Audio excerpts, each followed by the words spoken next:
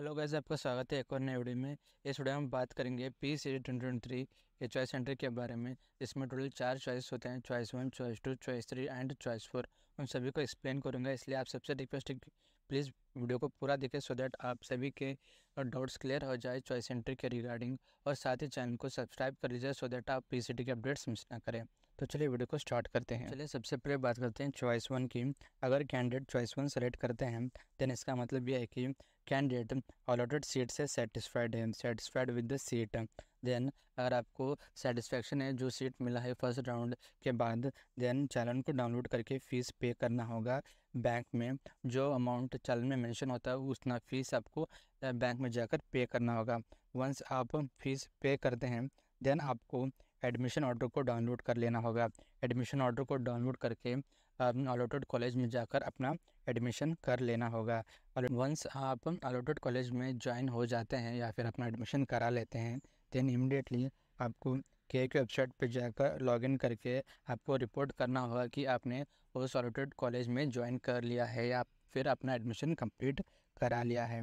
कुछ चीज़ें आपको जाननी है और याद रखनी है कि if a candidate fail to report to KA that they have joined, then the seat will be cancelled even after joining।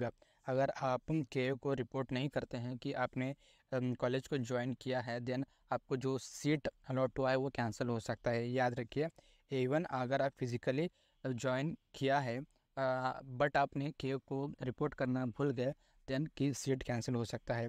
दूसरा पॉइंट, इफ़ अ कैंडिडेट पे fees and download admission order but fail to join the college before last date, then the seat will be cancelled and fees will be forfeited।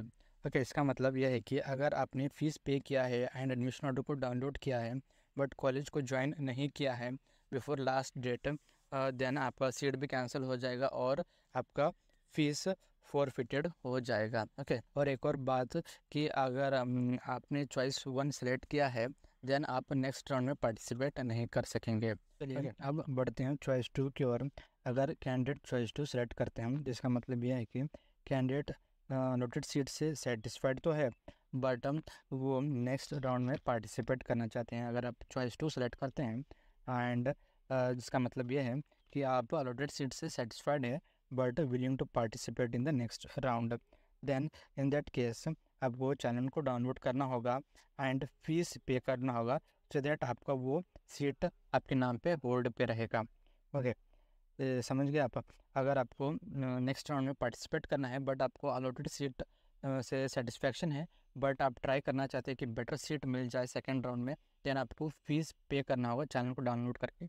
जो channel में fees mention होगा उतना आपको fees पे करना होगा so that आपका वो सीट होल्ड पे रहेगा, देन आप नेक्स्ट राउंड में पार्टिसिपेट कर सकेंगे।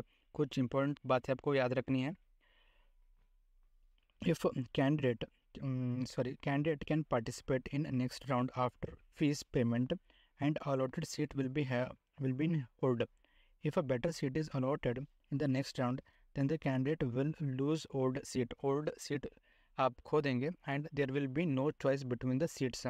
Candidate has to compulsory join the allotted seat in the second round without any excuse। Okay, अगर आप फीस पे करते हैं देन आपका सीट होल्ड पे चला जाएगा एंड अगर आपको सेकंड राउंड में बेटर सीट मिल जाता है देन आपका जो ओल्ड सीट आपने होल्ड किया था वो चला जाएगा एंड सेकंड राउंड में जो सीट मिला है वो आपको वो रहेगा। आप चॉइस नहीं कर सकेंगे ओल्ड सीट एंड जो सेकंड राउंड में सीट मिला है एंड आपको कंपलसरी उस कॉलेज को ज्वाइन करना होगा सेकंड राउंड में विदाउट एनी एक्सक्यूज़।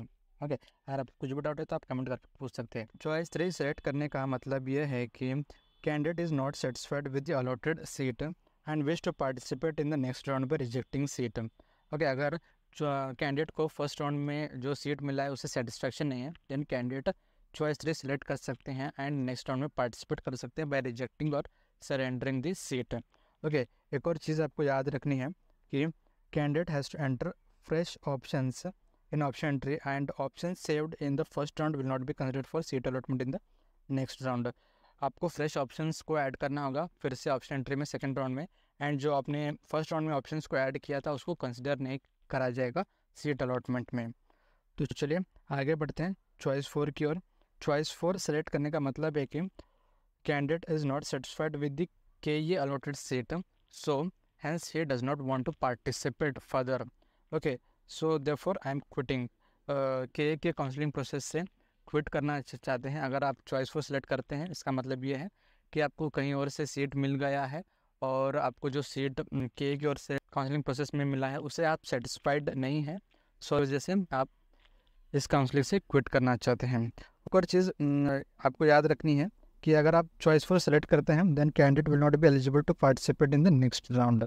ओके, इस वीडियो में बस इतना है। अगर आपको चॉइस सेंटर के रिगार्डिंग कुछ भी डाउट है तो आप कमेंट करके पूछ सकते हैं, मैं आप सभी के डाउट्स क्लियर करूंगा। से रिक्वेस्ट है कि प्लीज़ वीडियो को लाइक करें और चैनल को ज़रूर सब्सक्राइब करें और हो सके तो वीडियो को अपने दोस्तों से शेयर ज़रूर करें।